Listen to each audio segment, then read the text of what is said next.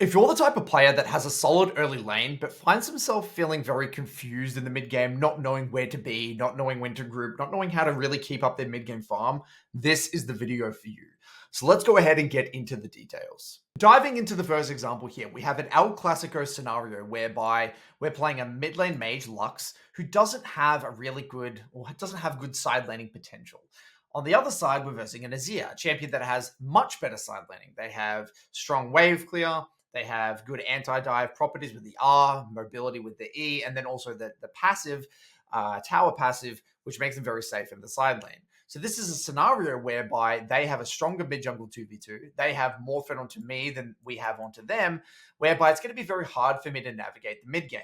Now, it doesn't matter if you're playing, Oriana into a Yasuo or Lux in this case into an Azir. Either way, we are not the person that is going to be dictating the control in the side lane in the mid game. And this is where a lot of people start to get frustrated, they get confused, and they start to bleed a hell of a lot of farm. So let's set the scene here. We are approaching 15 minutes, 15 minutes in the game. My bot lane has just lost their tower, so the lane assignments are about to get swapped up. I had an okay early lane, went relatively even here with this Azir. This game is played at Master tier on one of my Smurf accounts.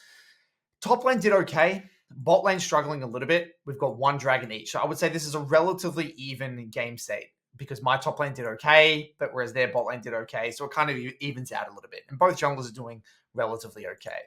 Now, first things first, the next neutral objective that is up is the Rift Herald. Yet I don't have TP. So I'm faced with a choice to make. Do I want to kind of group off this deployment immediately to this neutral objective and kind of flip a 5v5? Or do I want to, go to the side and play for farm? Now, this is where the first concept really comes into play, which is the value of the neutral objective itself. I personally don't value Rift Heralds that high unless I'm head and snowballing. If the game is relatively even, or I'm faced with a choice where I can either go for side lane farm or a Rift Herald, I'm basically always going to go for side lane farm because I just don't really view Rift Herald as an overly high value or highly prioritized neutral objective. So hence why off this deployment, what do? I go straight bot. Because if I were to go straight to this neutral objective, Azir's going to be bot. I'm going to lose all this farm, and I can't have that. I need to keep my farm high, scaling into the mid game as a Lux. So now, as I'm coming out of the base in the lull sets, I'm identifying that my jungler is on the other side of the map. I have no idea where the Xin Zhao is. And I don't even know where the Azir is, but I did know Azir showed on bot side just before. So Azir is either camping, and I am able to spot out that Azir with a little blue trinket there, but I still don't know where the Xin Zhao is. So my mindset here is, okay, I got to be a little bit careful. I got to be a little bit conservative because if I shove too fast and I'm a little bit too crazy, I could easily die to a Xin Zhao. I'm waiting for someone to show. So what do? I back off. I be patient, wait, and wait for Xin Zhao to show. Now, based off the way the Pantheon and the Kai'Sa were pathing, I assumed that Xin Zhao was going to be on that top side, and I don't really want to be there at that play. Now, my critique of my own macro here, I should have just been more vocal with my pings. I really don't want anything to happen on that top side. I do one ping, way too late though. Now, I know that Xin Zhao's top. Now I can start to shove out a little bit because I know I'm fine in the isolated 1v1. It's just in terms of the 2v2, I'm under quite a bit of threat. So let's even go back. We get very detail oriented. What a lot of guides on YouTube don't go over is all the small little transition periods. We're going to be covering every little detail here. So even going further back here, before Xin Zhao had showed, either one or two things was going to happen. Xin Zhao was either going to trade that Rift Herald off and make a play onto me on the bot side towards Xin Zhao, or Xin Zhao was going to, utilize the fact that Azir has moved from bot to make a play on that Rift Herald on top side. So I didn't really know what Xin Zhao was going to do. I had to keep an open mind and start to read the map and try to come to a conclusion about what I think the Xin Zhao was going to do. Because junglers in the mid game largely dictate the way the map plays out. If my jungler was playing bot side, say my Hecarim was over here, that's going to give me a lot more freedom to play out the side and shove out and be a little bit more aggressive. Because my jungler is on the other side of the map, I need to adjust. I need to, alter my behavior and my decisions accordingly because my jungler is nowhere near. So this is not really where I want to be aggressive unless I know where the enemy jungler is also. So I'm using my lore sets to really gather a lot of information here. The moment I see the Xin Zhao, now I know I'm in an isolated 1v1, I can then make my next move, which is, okay, well, Azir is either camping a bush here and waiting for me, in which case I can fight my way out of it, or Azir is going to be moving mid here. So I'm still scouting. I was trying to find the Azir. Azir then showed mid. So now I know, okay, Azir's mid, Xin Zhao's top side. I need to keep shoving out. This is something that I commonly see. A mistake I commonly see with a lot of clients is what they would do, what they would have done in this scenario, is they would have sacked this wave altogether. They would have just ran mid all the way over here. Azir would have shoved that out. We would have started bleeding farm bot side. We don't really want to do that for a low value neutral objective like this Rift Herald. So what you should have seen from me in this particular moment is a lot of danger pings. You're pinging my team back off that neutral objective. And if my team do it, they do it. At the end of the day, if my team die on that neutral objective on top side, I don't really care because losing a Rift Herald is not really the end of the world, whereas losing a Dragon is very valuable. So that's why, again, I'm willing to make that trade because, again, it's just a Rift Herald. So Azir shows mid. So now is my opportunity to shove this one out deep and make sure I can deny this Azir farm. So I take the time to shove it out. Beautiful.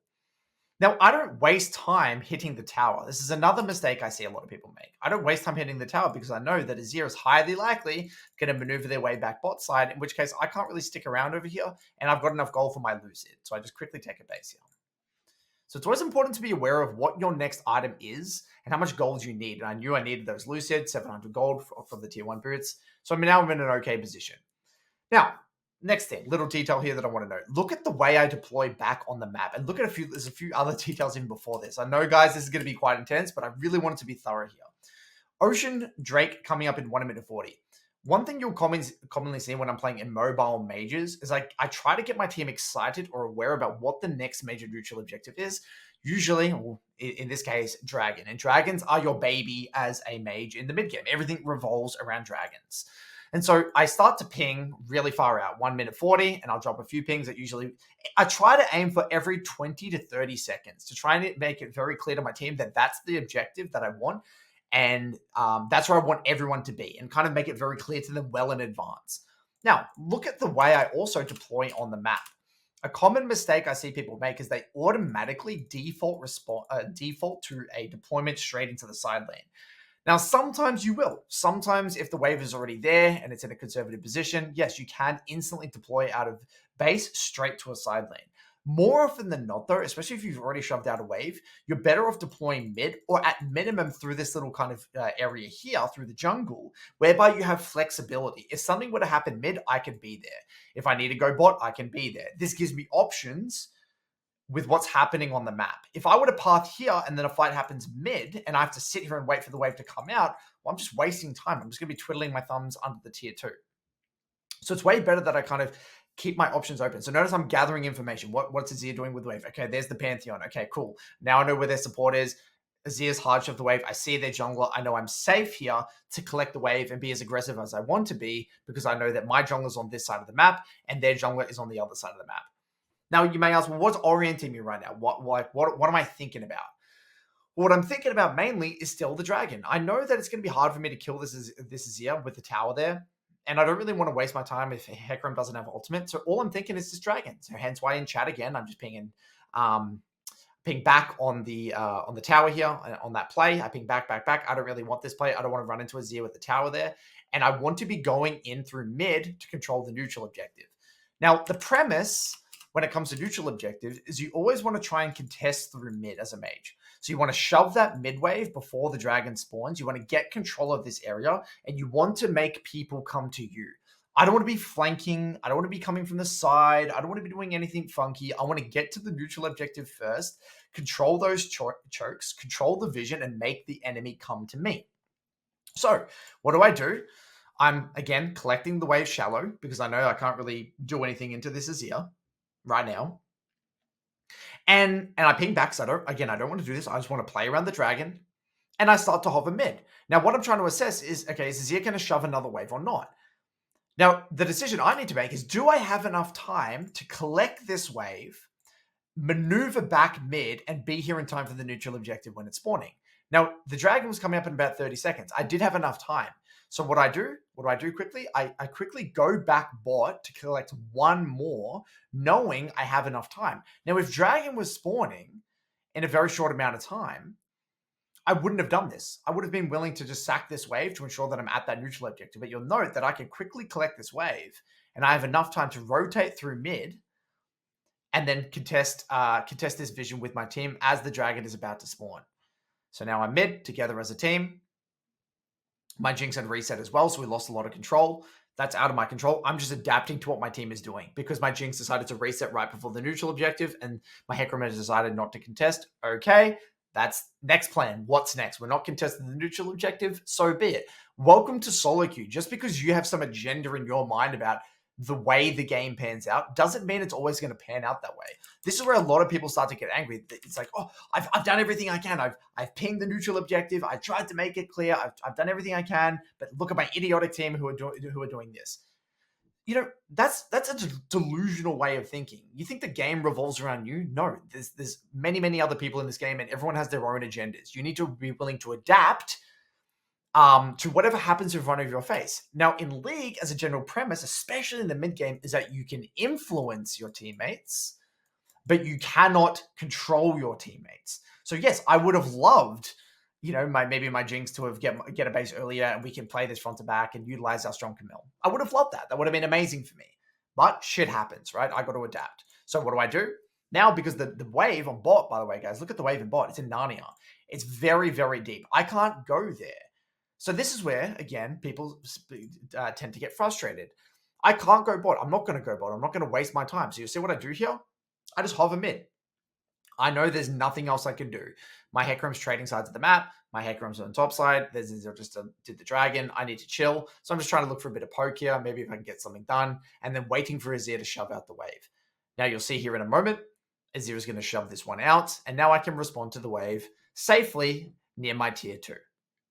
Sinzar's in the area, but I've got plenty of good quality defensive vision. Now, I'm aware in the LoL states that my jungler is top side and their jungler is bot side, so it's not really my time to be aggressive. So that's why I don't one-shot this wave. I wait, because what I'm trying to do is wait for the next wave to come as well. Then I can one-shot the next wave. Because now my thought process here was that the Azir and Zinzao were going to try and maybe dive me, but then the Azir backed off.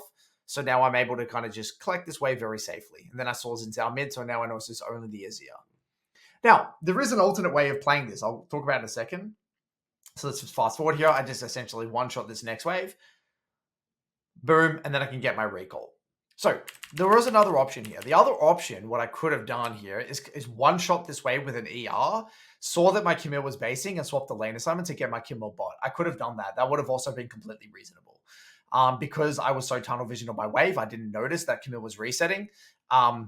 It's too late. You know, Camille doesn't want to be inefficient. Camille doesn't want to just waste time with me already collecting the wave. So be it. Camille goes back topside. So as a result, I have to stick around here a little bit longer. So I catch the next wave, and knowing that I've got a decent amount of gold, and Azir's probably still in the area, I just take the base. I've shoved it out to the best of my ability. Now I can try and at least attempt to swap the lane assignments.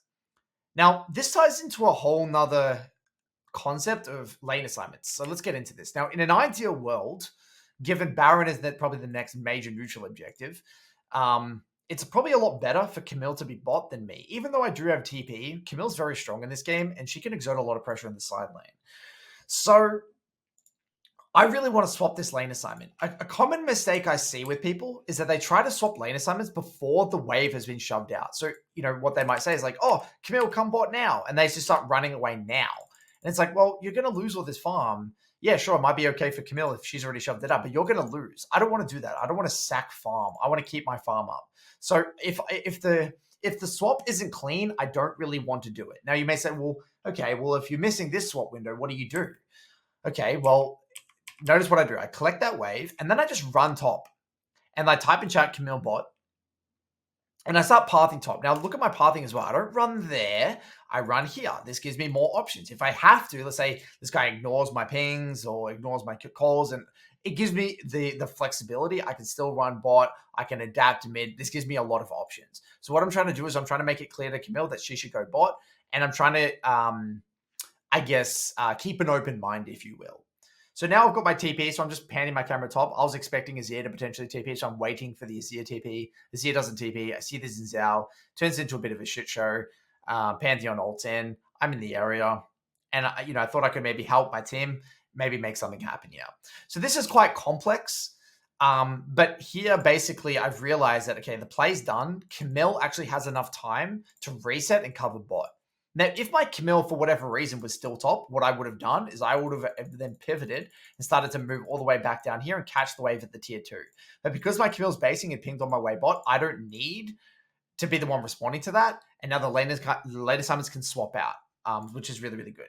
Now, this section here, there's nothing else for me to do. The top wave's really far out. We try to go for a temporary siege mid. I knew they were coming from topside. I thought we could just kite back here. But yeah, they were just a little bit stronger than I anticipated. We kind of get pincered a little bit. I nearly escape, but they just kill me on the back end here. So I don't want to get too into the weeds here. I just want to look at the high level macro rather than the micro. So you may say, okay, well, what do you do here? What do you see? Well, the enemy have got 2 dragons. Next dragon's not coming out for quite a while. Baron, I guess, theoretically, is the next major neutral objective. Camilla's bot. So now my mindset is, okay, Camille's bot, so I probably need to be maneuvering topside in some way, shape, or form. My jungler is pathing to topside. And I don't really need to be mid because Jinx and Seraphine are going to be catching that wave. And I decided to TP top because the wave was quite close to the tower and I really wanted all of this farm. Now, there's a little thing that I do here that is very, very important. Notice how I don't instantly one-shot this wave. Because I want access to all of the farm in the side lane while I'm here, I don't one-shot this wave. I stack this one together. A common mistake you typically see in this scenario would be they would TP, they would explode this wave, and then the next wave would meet somewhere down here. And this would make me very, very vulnerable. Because I have limited vision, my team is not yet on the map and my jungler's clearing camps, I don't really want to hard shove yet. Because if I hard shove this, I'm not going to get access to the next wave, and I'm only going to get 6 CS instead of 12. So what do? I last it here. So now I chill, and now I chill, and now I chill. And now this buys time for my team to come off that deployment, and now I can sync up my pressure with them a lot easier, and also buys my jungler time to clear camps. And so here I see the enemy Xin Zhao bot. So now I thought, okay, Xin Zhao's bot, my jungler's in a better position. The next wave's not that deep. So notice how much easier it is for me to catch the wave here than it would be down here. Now, I could have even been more conservative here. I could have even just last hit this one fully, made this next wave come out here, and then one-shot it if I'm really, really scared. But because the Xin Zhao had shown on the map on bot side, you'll see Xin Zhao there, I'm like, okay, the likelihood that Riven is still here is probably quite low. Okay, cool. I can shove out the next wave pretty safely. And I didn't really feel too threatened here. I felt quite safe. But Riven actually went for a bit of a bush camp. It came behind me. Now, because I wasn't super deep, and because I'd actually bought time for my Hecarim to clear camps, I actually was able to buy enough time for my Hecarim to come and help me. Now, if I had hard shoved that wave before, my Hecarim wouldn't have been able to get here in time. I would have just got one shot, and this would have been a disaster. Now, in this case here, my team actually has plenty of time to maneuver over. I try to cut off the choke point with my E. My team collapse over, and now we're able to kind of clean up a bunch of kills purely because I didn't hard job that wave and I slow built that wave. Now, look, admittedly, it probably would have been even cleaner if I was more patient. If I actually let the next wave come all the way over here as well and just bought a little bit more time for my Hecarim to maybe do that red, that Krugs, it would have been even better. But again, my hypothesis in the moment was, Xin Zhao's bot, it's highly unlikely that Riven is still here. That was my hypothesis anyway. One of the recurring themes that you will see within this video is a lot of your mid-game decisions don't need to be perfect. You know, in reality, you're not going to have super sophisticated lol state usage like this. You're not going to have this super expanded mental stack whereby you're going to be able to gather all this information. But what I want to see from clients is I want to see that there is some sort of intention behind your decisions. Even if you don't fully know the full picture, if you can at least roughly have some sort of intention with your game plan, then it goes a very long way. So anyway, so this is this whole sequence here. Boom. Now, after this play happens, I insta-recall. And the reason why, I'm sitting on a lot of gold. Another problem I see with a lot of clients is that they overstay on a lot of gold. And if you have the tendency to overstay on a lot of gold, everything is going to be difficult. You're going to be late to objectives. You're going to be desynced with your team. You're going to be rocking up to fights with, you know, incomplete items. You're going to be weaker than the enemy, even though you might have more net gold in general. You just haven't spent it because gold doesn't mean shit until you spend it. There's a lot of problems that arise if you do not spend your gold. So I spent my gold, and because, if we get even more specific, Camille had TP topside. So there's no point me continuing to go topside. Camille's already covering that wave. Now look at what I do instantaneously, guys. This is so important.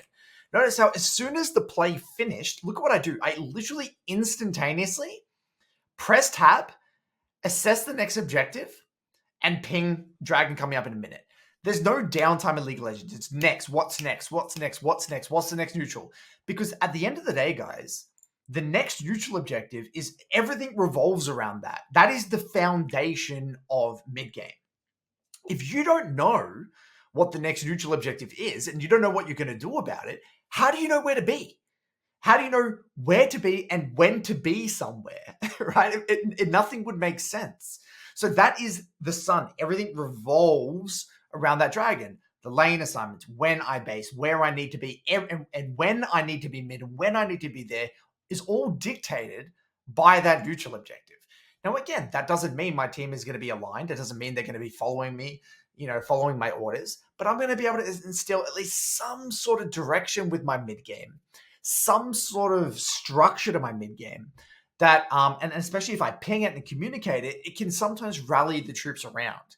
So we'll take a look. So what I do is I ping the neutral objective, and I try to ping it every 20-ish seconds to get my team excited about it. Now, what I'm assessing here is how much time do I have until that dragon spawns? So it's 40 seconds. So now I'm trying to, in the moment think, okay, do I have enough time to quickly catch this wave and then get back mid and be here with my team for that neutral objective or not? That's what I'm trying. That's kind of the mental calculus that I'm trying to do right now. And I'm thinking, okay, I guess theoretically Hecarim could cover mid. Those guys, 20-second death timer on that guy, 22-second death timer on that guy. Jinx is dead anyway. Yeah, I should be okay. So that's what really dictated my decision here. I'm like, all right, I can quickly cover bot. I have enough time to do so because ideally, if I can catch these waves and shove and move, that's what's going to allow me to really be a lot more efficient with my farm. Now, theoretically, I don't have to catch this wave, but because the dragon's so far away, I think I do. I do have to catch this wave. Otherwise, it's just going to die to tower eventually. So what do? I shove this one out. Boom. Boom. And what do? Straight to the next neutral objective. Put my body in the area. Do a bit of sweeping just in case. And typically you want to be on that next mid wave. So here I'm just clearing this, just doing the Scry's Bloom here, being a little bit annoying so they don't clear it. And now I'm just trying to control the area here. Sweep. Get a bit of poke down. Control zones, control chokes. And now, look how much easier it is for me to play as a Lux and as a Mage because they're having to come to me. And as long as they are coming to me, my life is way, way, way easier because now I can control these zones. Now, I don't know what the hell that E was, a bit of a fat finger, but you can see, look how much easier this is for me. I can land these snipes, burn a Zhonya's, get another beautiful E there, follow up on the CC, get another, nearly get a Q there. Get another E there, boom, another Q. And I'm just able to shred people in the front to back. It's very, very easy to play. This is only possible because I've recognized where I need to be. I've got my team excited about I've got my team excited about the next neutral objective. I put my body in the area and control that vision because again, I'm the one that shoved out the waves, made them react and got here. And also I'm not really losing any farm because if we go back here, guys, look at this. Azir was the one that had to react to this bot wave. Check a look at this. All that farm is dying under the tower. The enemy is saying, screw this. I don't want to lose that farm. Right? What Azir should have done, this is actually a mistake on Azir's behalf. What Azir should have done is screw the bot wave, actually run straight here and try to actually get control with the team. Because Azir's actually gone to that bot wave, he's actually he's just here late, and it's hard for his team to kind of contest in the area, in my opinion. But either way, though, I'm happy for this to be an extended play because I've already shoved out the sides. Because now what's going to happen is that the wave is either going to be sitting in neutral state, which is whatever, or even better, if that wave didn't get caught properly, it would have actually slow build back to us, which is amazing. So either way, this is a win-win scenario. So win the fight, get the neutral objective. Now you may say, okay, what are you thinking next? What's next? What's next? Okay, well, we've got the dragon. That means Baron is theoretically the next neutral objective. So it's better for Camille to be bot since she's the fed kind of quote-unquote split pusher or bruiser. Even though I have TP instead of her, it's just way better for Camille to be in the side lane than me. So what do? Now I have to make a decision. Do I need to deploy mid or do I need to deploy top? So now the mental calculus that I'm trying to figure out here is, okay, does my team immediately need me mid or can I afford to be a little bit of a greedy bastard and go immediately top side? Okay, well, in order for me to come to that conclusion, I'm assessing what's my team going to do. Are they going to base? I'm assuming they were going to base soon. Where is this wave? And what are the death timers and the vision situation like? because the majority of the enemy were dead, because I suspected that my Jinx and Seraphine were going to base after this because we just aced them and we just got a dragon, they were probably going to recall, and I don't think anything else was going to happen mid, and the mid tail was already down, I could actually be a little bit greedy and move immediately topside. So that was my thought process. Now, I don't want to live in top, but I was going to catch the wave and then move mid to get a bit of control with my team. Because ultimately, right, at a high level, what I'm trying to do at this stage of the game is get control of this area. I want to control the vision and the river of the next neutral objective. Baron is the next neutral objective. So you'll see what I do here. Quickly shove the wave. I can't slow build, right? I can't stack two. Why can't I stack two, guys? Okay, it's a very good question, right? Okay, if I were to stack two, say I were to slow build this one, well, for starters, the next wave is not even spawned yet, so I would have to be waiting here for a very, very long time. Number two, my team is kind of off tempo, so if I were to sit here on vision waiting for the next wave to come, they could easily collapse onto me because we have no vision here. My team can't back me up. Now, if the next wave was like really close, then maybe, but it's just not even close, right? So I'm actually paying attention to where the next wave is. It's not there yet. So what do? I one-shot it. And take a look at my movement here. I don't walk into the river. And I don't walk into the river because I know that they've come off the reset before our team. They have control of the river. It's their river. So I need to go the long way and I need to maneuver all the way over here. So I'm just being really conservative. I've made Azir react. And I'm trying to ping mid. Now, it's always important to try and shove the mid wave before moving into the river, because you want to make them react to the mid waves. Otherwise, we'll have to react to the mid waves. So we'll take a look here. Boom. Use my E to scout a little bit. Camille goes for a bit of a beautiful pick here. Riven's on bot side. So now what I see is after this pick is that, wait, Riven's bot with no TP.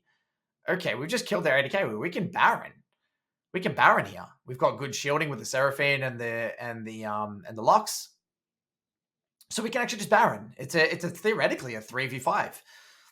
So beautiful. Now we just start the Baron. And this is, again, good quality lol state usage, right? None of this is overly fair. It's not, it looks quite complicated.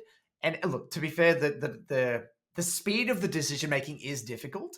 But if you're using each and every kind of lol state here, it actually makes sense. It's like a coherent narrative. It's like, all right, I went top, I shoved the wave, I made Azir react to the wave. Now I need to go mid, get a bit of vision. This guy got picked. I know Riven's bot with no TP. Boom, boom, boom, boom, boom. Next decision. What's next? What's next? What's next? Baron is in front of our face. That's the next neutral objective. Because I'm in the right area, we're able to capitalize and turn this into a Baron. And so fast forwarding, they can't really fight us because it's a 3v5. We kill them.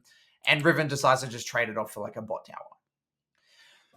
So now we're kind of nearing the end of the game. We'll maybe do one more deployment here. Don't want to go too in depth here. This is kind of whatever. We kind of then are able to kind of turn this into a bit of a siege and essentially just end the game.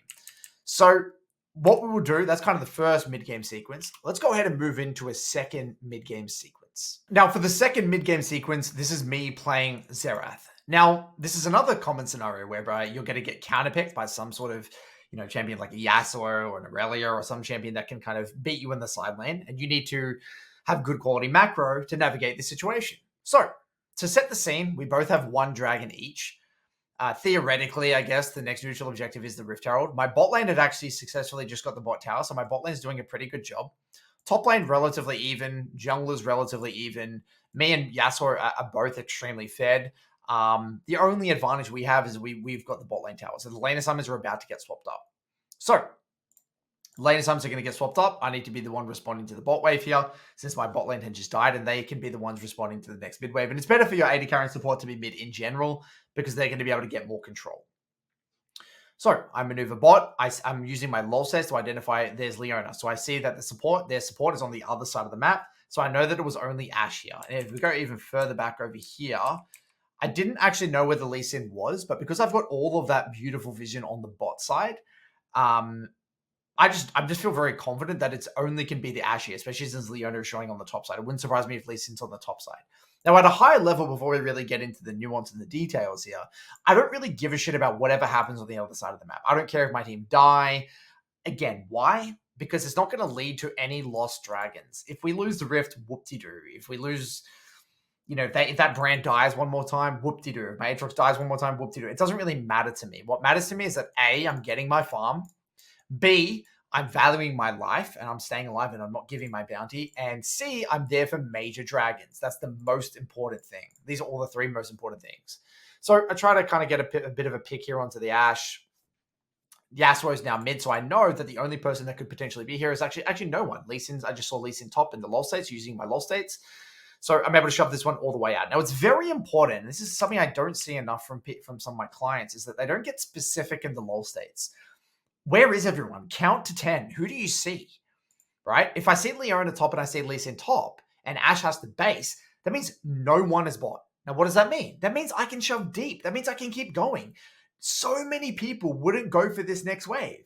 Why? It's a free wave, guys. Take it. So now look at this. I'm able to move all the way up here and collect another wave. And then Yasuo stops, so I know no one's here. Now, I don't waste my time with the tier 2 because I know I can't get the tier 2. But the good thing about that is that I'm now getting an additional 6 CS that a lot of people wouldn't have gotten. A lot of people would have just got this wave here and they would have just maybe rotated mid or something. So now I'm able to shove that one all the way out and get a good quality reset. Now notice how, by the way, guys, I'm okay with my team dying on the other side of the map. This is one of the things that you guys need to make peace with. There's this kind of like narrative that I see, or I guess belief, that it's like, if you're the Fed member moving into mid game, you need to be there for every fight. You can't let your team die. You need to be the one carrying the game. And this like the way they perceive carrying is that like you're just going to magically teleport around the map and be like the Flash and go everywhere, right? It's just not going to work like that. Like League is a game of trading, right? They do something, I do something. We do something, they do something. It's like chess. We have a move, they have a move. As long as my move is higher value than their move, then that's all I can ask for. And I know that if I can get more value from my move than their move, that's going to add up over time. It's like, okay, well, cool. You're making that play topside. I get 2 waves here. I'm going to get really, really strong moving into the mid game. So resetting again, where am I going to go? So Dragon coming up in 2 minutes 20, so not for quite a long time. My Israel and Rakan have actually moved topside for whatever reason, so I'm just trying to fill the hole here, which is, okay, well, no one's mid. I got to go mid, and I don't really want to lose the mid tower. It's a valuable tower to defend. Bot waves in Narnia, right? I can't really go there. So I just kind of fill the hole and go mid. I'm not really overthinking it. It's like there's a wave that needs to be attended to. I need to be here. I can't really go bot. No point me going top. Mid it is. So what I'm really doing here is just trying to stay safe, right? Nothing's happening. Now, actually, this is big. This is a big one. So this is where people lose games. There is this kind of phenomenon that I've observed where it's like, okay, you know, there's no immediate like Baron or anything. There's no key, giant neutral objective. There's no major team fight happening. There's this like kind of sometimes what I would call like downtime in the game where there's nothing major to be done.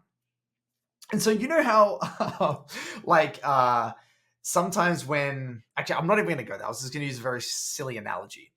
This is where people tend to make bad decisions because they feel flustered. They feel like they have to be doing something because they are that 7-1 player that quote unquote has to carry all the noobs in quote unquote 1v9. They feel like they should do something. So typically what I see with clients is that they force shit. They will try to go for weird dives, weird outplays, weird 1v1s, weird rotations. Like a lot of Xerath here would probably just shove mid and roam top. I don't want to be roaming around the map as a Xerath. I don't want to be roaming top right now. I just want to keep my farm up and chill and relax and wait for the next neutral objective. I don't want to be putting myself in precarious positions. I don't want to be running top here when my jungler is on bot side. That seems like a nightmare. That does not seem like the play I want to make. I want to keep myself safe. I want to keep up my farm. I don't want to overcomplicate the game. Just because you're not immediately killing someone at every stage of the game doesn't mean you're doing something wrong. It's okay to have these downtimes. It's okay to relax, sit back, take a chill pill. So I'm just kind of wave clearing with Mordekaiser for whatever reason. Welcome to the chaos of solo queue. Shit happens. People end up in weird places. But still, look at the chat, guys. I'm pinging Dragon coming up in 1:40. So I'm still trying to, make it clear to my team that I want to play for that Dragon. Now Ash catches me off guard. I get a bit sniped here. I have to burn my flash, which is a little bit annoying. So I end up getting the plant. So now what ends up happening here is that you'll see it's there's just a random skirmish. So, I'm okay to fight as long as I'm protecting myself. As long as I'm not really putting myself in a compromised position, I'm okay. I'm never going to try and do a hero play here. Why? Because it's not worth dying for a Rift Herald. It's okay. I need to value my life. I need to value my bounty. Even if my team were to die here, I actually don't care. And the reason being is that they're going to be back up for that next dragon anyway. And so essentially a random fight happens. It kind of turns into a bit of a scrap.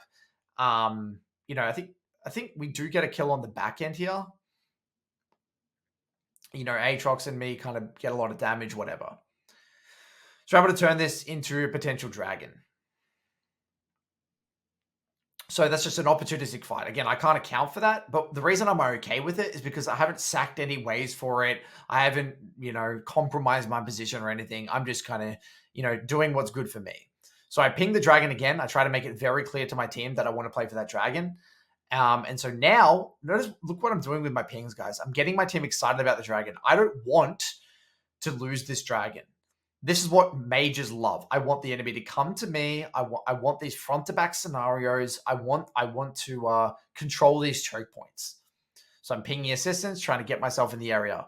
And so now, again, my team's not fully here, right? Aatrox is still on top side. I'm trying to do what I can. I'm okay to let people die. So be it. I'm 9-1. I can't afford to die. I'm just hovering around the edges, hovering around the edges, hovering around the edges. So eventually, it just turns into a bit of a scrap here. We eventually end up racking up some kills. I don't want to get into the weeds here. I just want to really focus on the macro. The macro, all you need to understand at a high level here, guys, is that I'm thinking about two things. The next dragon and my life. That is really it. Now, if my team died here and I had to give the dragon, so be it.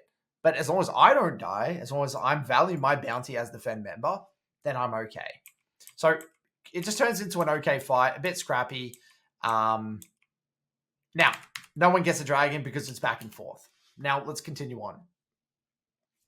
So I complete my item, I have TP, and I notice that the Yasuo and the Mordekaiser are dead. So I actually have a little bit of time to quickly shove out bot. This is very reminiscent of the last VOD where I'm thinking, okay, do I have enough time to quickly go to a side lane, shove it out, and then still be at the neutral objective to contest it? That's essentially the problem that I'm trying to solve. Now, if the fight was going to break out immediately now on the dragon, no, I wouldn't go here. It's okay. The wave's going to slow build towards us. I can catch that later on. I don't theoretically need to catch this wave right now. But because my team wasn't necessarily in position, my Rakan was coming out of base, my Bram was doing Krugs, I thought, you know what? Let's just quickly cover this wave, and I still have more than enough time to shove and move in with my team to fight the dragon. And now I'm here, ready to go for the neutral objective, and now we can contest that neutral objective. So we're happy. So this is where it's getting a little bit complicated. So we got our second dragon. I believe this is our second dragon. Yep, second dragon now. Now this is where it's a bit messy because Yasuo is in the side lane here. And I don't really want to allow him to get free farm. So let's get into the weeds. So I see Yasuo bot. I don't have my TP. Aatrox has decided to move topside. Aatrox also doesn't have TP. This Yasuo is so fed that he can beat either of us. So now what I'm trying to do is I'm trying to pan my camera mid, assess, okay, am I urgently needed for a fight mid right now? Or do I have to go respond to waves on bot? So notice I'm keeping an open mind. I'm on my way bot, but I'm panning my camera mid. I'm assessing. Is there a play that's going to happen immediately right now or not? Now, if a play isn't going to happen immediately, I'm just going to go back bot. But the play, I'm just hovering, I'm hovering. Yasuo goes in the area. Just putting my body in the area. And notice what I do. I then ping back, and then I run bot. Ping back, and then I run bot. Now, this is a giant mistake, by the way, from Yasuo. Yasuo is actually ruining the game. If this Yasuo wants to carry, what he should have done is he should never have grouped. He's actually overcomplicating the game. This Yasuo that I'm versing is actually typically the type of response that I see from my clients. They overgroup. They get so concerned about their team dying mid that they're not actually keeping up their farm. Think about it. If you're Yasuo in this position, and your team die, what does it matter? Baron's not even up. So even if your team die right now, it's not like we're going to be able to do Baron. It's not even up for another 30-ish seconds. So Yasuo could have already been down here, putting pressure on the tier 2, making me react to tier 2, but instead he's A-ramming. Because again, he's like thinking, oh, my team's going to fight. They need me. I'm the Fed member. No, dude. You should just be bot. You should be shoving out waves. You should be shoving and moving and making people react. So he's just bleeding farm on bot side. So now I punish him. I see the Yasuo. I'm like, screw this. Ping back. And then I run bot. Now I have the exact same mindset. If I ping back here, right? And let's say my team die for whatever reason right now. The enemy probably, highly likely, can't do Baron because it wouldn't be up immediately. I could probably maneuver over and poke them down. My team is quite slippery and quite tanky, or at least they're going to go down with the fight and chunk the hell out of them. So my hypothesis is that, again, if they died right now, who gives a shit? It doesn't really actually matter. So I'm willing to. I've mentally made peace with that kind of concept there, or that possibility. Sorry. So now I do the same thing. I kind of stack two. I don't want to hard shove the wave and put the next wave in a bit of a volatile position. So I wait for the next wave to arrive here so I can stack two together, and then I can explode this next one. So boom, then I can explode the next one. Excellent. And I don't want to be here because I don't have TP and Baron is up. So I insta recall. And now if the enemy decide to Baron, I know I can be there ready to go for them for if they started on spawn. Mordekaiser goes bot, Yasuo's top, and now the Landers comments can get swapped up. I can be the one reacting to Yasuo top. So now I'm in the right place, and I'm trying to be annoying. All I'm trying to do now, my mindset is catch waves conservatively in the sides and shove and move in between the waves. Get a little bit of vision, go back to side. Get a little bit of vision, get a bit of control, go back to side. That's all I'm going to be looking to do, rinse, repeat. So that's what I do. So here, same thing. Notice, why do I path directly top here? Well, in my opinion, we've already got a bit of control. Ezreal can easily cover mid. I'm going to have to react to this wave soon. So I actually deploy instantaneously top here, knowing that Yasuo is going to collect that tower, finish off that tower, and I need to collect this bot wave. So what do? I just sit here, wait, I'm about to collect the wave, but then a fight happens. My team get caught. I'm in the area. Brand goes down with the fight. Gets a lot of damage on the back end. I'm able to kind of, I guess, at least attempt to get a bit of poke down. Ezreal's able to clean up. So look at what I do here as well. Notice how efficient I am. I don't waste time A-ramming. I go straight back to side. This is another huge... This tip alone, guys, if you can take this tip into your mid game, it's going to completely change your mid game. So I'm only grouping for as long as I absolutely need to. The moment I know the fight is over, unless we are literally doing Baron here, which we're not because our Aatrox needs to go bot, our jungler is dead, and there's no way we're going to be able to do it because we're so squishy. We're just doing it way too slow. What am I going to do? I always go back to farm. Farm. I don't want to share farm with the Ezreal. It's way better that I use this time where the enemy are dead to shove out the side lane deep. So look at this. No hesitation, no chasing, no random bullshit duo mid, nothing. Instantaneously back to side. Now, boom, shove, all the way to the tier 2. So I'm getting every single wave, 3 waves. Excellent. No hesitation. I don't want to fight here. Why? I've got a lot of golden base. This is a bad place to fight. I have no ultimate. I ping back. I don't compensate. I go back to base. That sequence is a game changer. Absolute game changer. So, a bit of chaos kind of ensues. It looks like my Rakan dies. They trade 1 for 1. It is what it is. Now, notice how I'm deploying mid here, guys. I know that Ezreal has to recall. He's been on the map for a long time. And, most importantly, that wave's been shoved out all the way to the top tier 2. So I just deploy mid and I just hover mid, wait. Now this is a moment where there's nothing can happen. There's no play to be made. I need to wait for my team to redeploy on the map. My Ezreal's coming out of base, my Aatrox is coming out of base, my support is dead. It's not really my time to make a play. So tying back to the underlying principle that I've been mentioning time and time again in this mid-game, in these mid-game sequences, is play to control around the next major neutral objective, which is the Baron. So I'm keeping mid-wave shoved in with my team with the intention to try and get top-side control because Baron is the next neutral objective. So look what I do. I ping on my way into the top-side jungle and put my body in the area. So now what I'm looking for is potentially a bit of poke. You know, if anyone face checks, I will be there. My team decided to start Baron. I really, really didn't want this here. As soon as I saw the ward, I instantly pinged back. Now, notice how I influence, not only with my pings, but with my body language. I ping back, and then I just run mid. Like, that is not going to work. We have no front line. Our support's not here. We haven't got any control of this top side. Why the hell would we randomly start Baron? It's not going to work.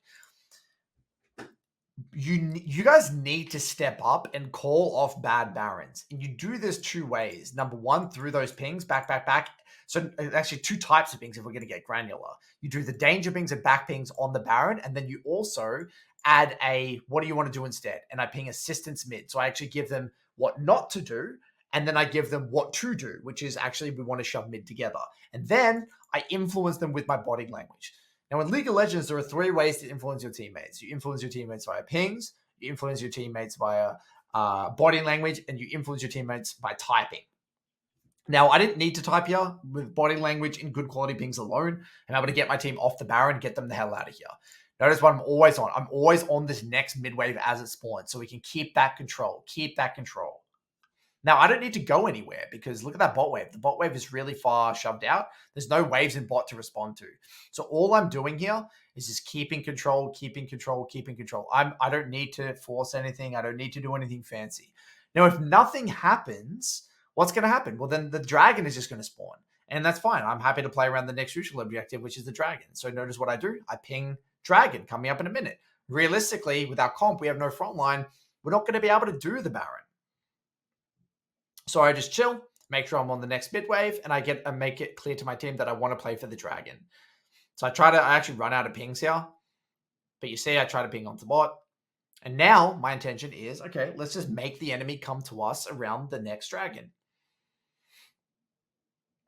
So beautiful. We're here nice and early at the neutral, controlling chokes, controlling vision. I'm trying to lay down a bit of poke here. Lee Sin gets an excellent flank onto me. I mean, this was a really, really, really nice play from the Lee Sin. He got himself into this weird position. I don't know where the hell he came from. He like somehow got behind me. I was not allocating any of my mental stack towards the Lee Sin there. Somehow he got on top of me. They made a good play. I was able to kind of flash out, stun the Yasuo and get out. But, to be fair, well played to Lee Sin. He played that really well. But yeah, and now the game is kind of like essentially over. I think they just FF after this. We can then get Dragon, we can get Baron, and I think they just FF here. So this, as you can see, this mid game was a little bit chaotic, but the same underlying principles exist, guys. Now what I want to do is go over a client's mid game and see if we can highlight those inefficiencies with those mid game decisions to see what the difference is between one of my clean, good quality mid games implementing those fundamentals versus someone that is maybe a bit rough around the edges. So this is actually the reason I played Xerath in the mid-game, this mid-game sequence, because I wanted to demonstrate how I play the mid-game with Xerath. So this is an Emerald 3 MLA Plus member that I've worked with recently, and I actually reviewed this VOD with him. But I thought it was a really great demonstration of maybe some key errors. So to set the scene, he's done an excellent job in the early lane. He's killing it. He's on 2 items. He's had a pretty, decent farm. His bot lane was relatively even. Top lane doing a pretty good job. Junglers relatively even on both sides, but I think his Hecarim has a slight edge. The only major difference in this VOD is that this Xerath, it's a little bit later. It's 1940 before the lane summon swapped up. And then also he has 2 dragons in his back pocket. In this case here, Baron is coming up in 20 seconds, and next dragon's coming up in about 3 minutes. So he's on his way bot here. The laner summons have been swapped up. His Jhin and Seraphine are now on their way mid. Or they're actually in mid already, sorry. The bot lane tower is about to die. So I think his intention here was to try and defend the tower. But you'll see here in a moment that the Varus just kind of walks up and gets it. And then it is what it is. So same mindset. It's basically my mindset here is, okay, well, realistically, the enemy are probably not going to be doing Baron anytime soon because the AD carries bot side. On top of that, where we're in a really commanding position with a lot of poke. So it's basically impossible for the enemy to do Baron with all of our poke. On top of that, Dragon is coming up in 2 minutes 30. So all I want to do is be there for that next Dragon, which is up in 2:30, and stack Dragons. That's the way we're going to win this game. So from a wave management perspective, I'm not a massive fan of hard shoving this wave. What I would have preferred to see here, personally, is actually there's a lot of small things. Even before this, I would have preferred the Xerath swap to blue trinket off this deployment.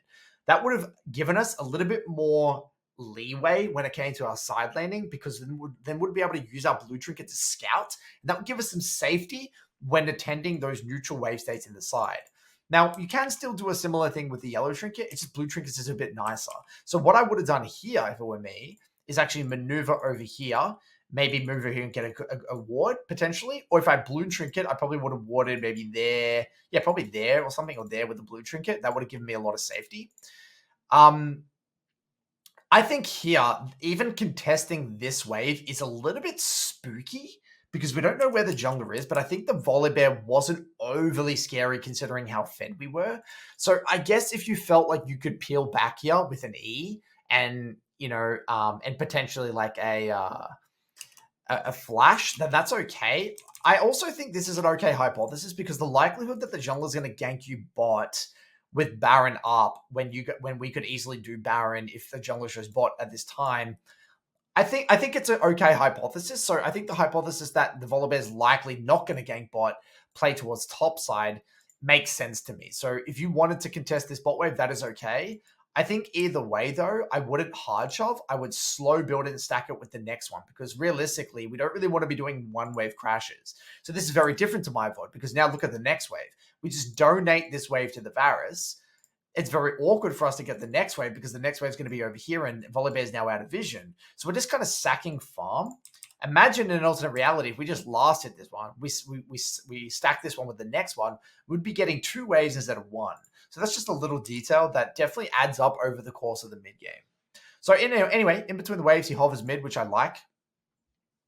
It's what you want to be doing in between the waves. Get a bit of poke down, chill. Probably would have liked to see an ult there, but it is what it is. And then we maneuver back bot because the wave is now back in neutral and we don't really want to do anything mid. There's no wave. There's nothing we can really do there. So we go back bot. I love this. So same thing. What I would do here specifically, as soon as I see in the lol states that the Volibear showed topside and I know that no one is bot, I would again, you could actually either hard shove because it doesn't matter anyway. You can beat whoever's in the side lane in this stage of the game, even if it was Zed, because Zed's not really going to be here in time. If we get very granular, Zed did show for a second back here. Where is it? Right there. So we actually do see Zed. So what we could have done is hard shove this wave, shove the next wave, it would have been fine. If you felt a little bit scared of the Zed, in this case, what you could do is just last hit again, stack it with the next one, then hard shove the next wave. If Volibear didn't show here, same thing. I think the same read. If Volibear ganks you bot at 20 minutes to 21 minutes with your team and it being in a good position, I think it's unlikely that Volibear is going to come bot. I think that's a completely reasonable hypothesis to assume that he'd be pathing topside.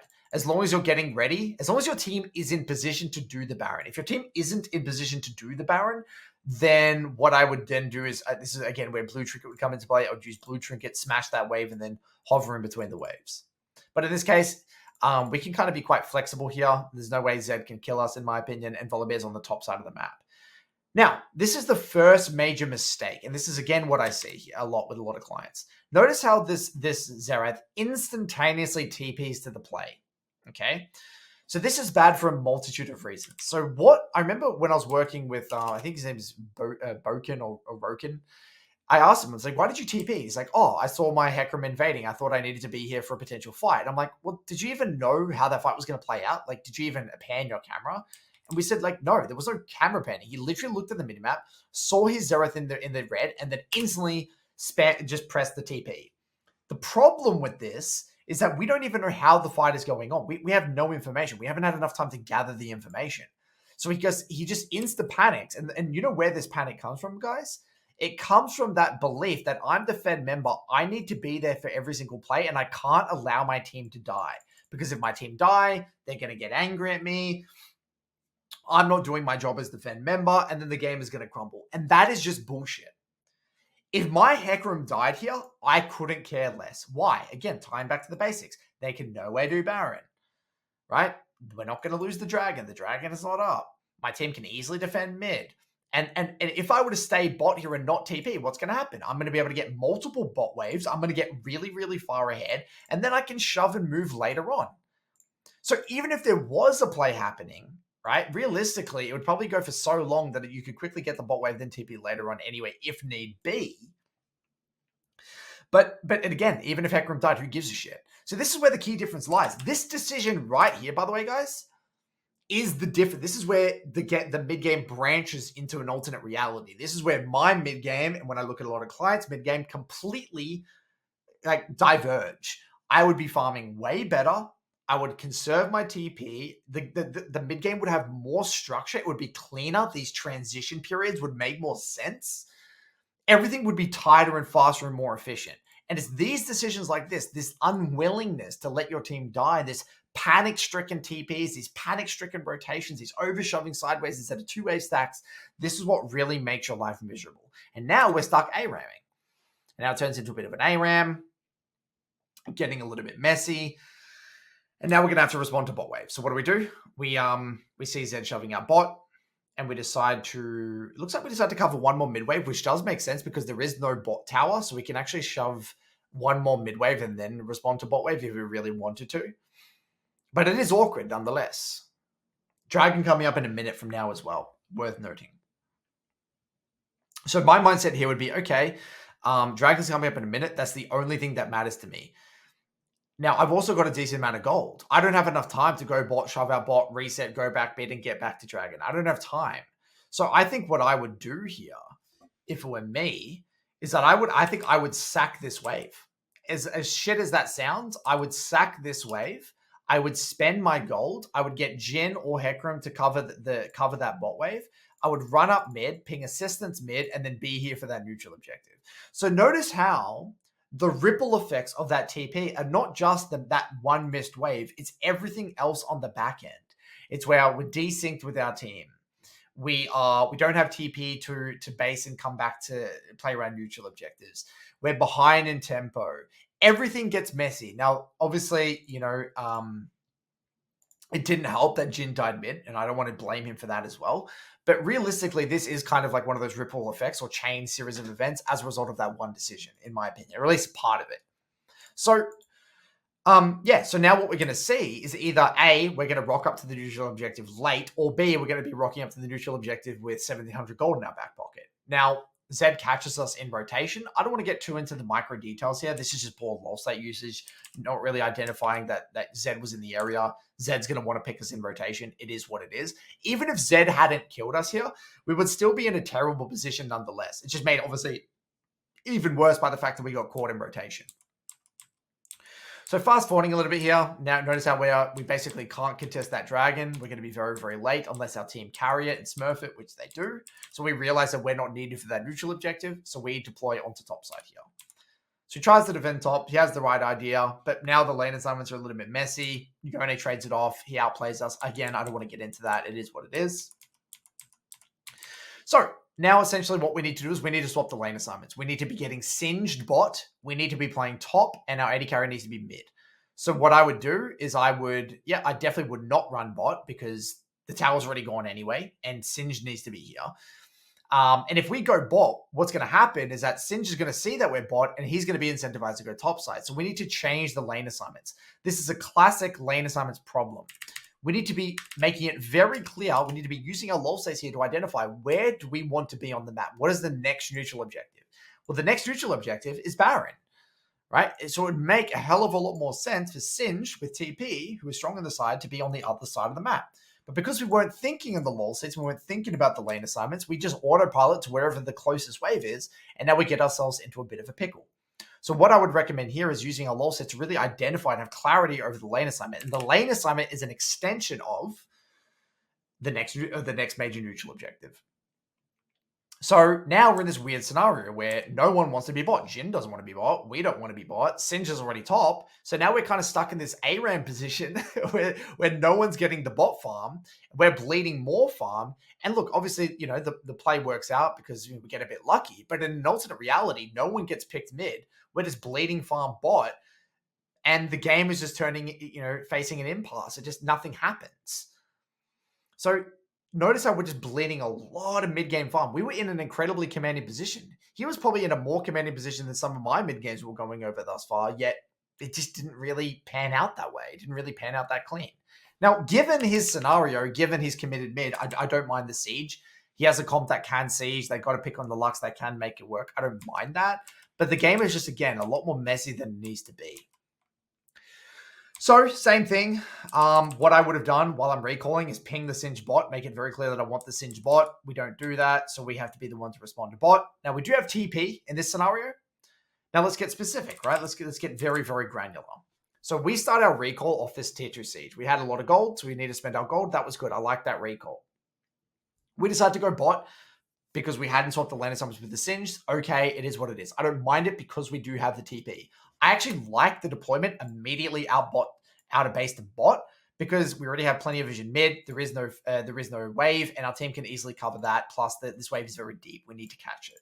So I like this. I think this is completely fine. So we maneuver bot, we collect this wave, we can hard shove it.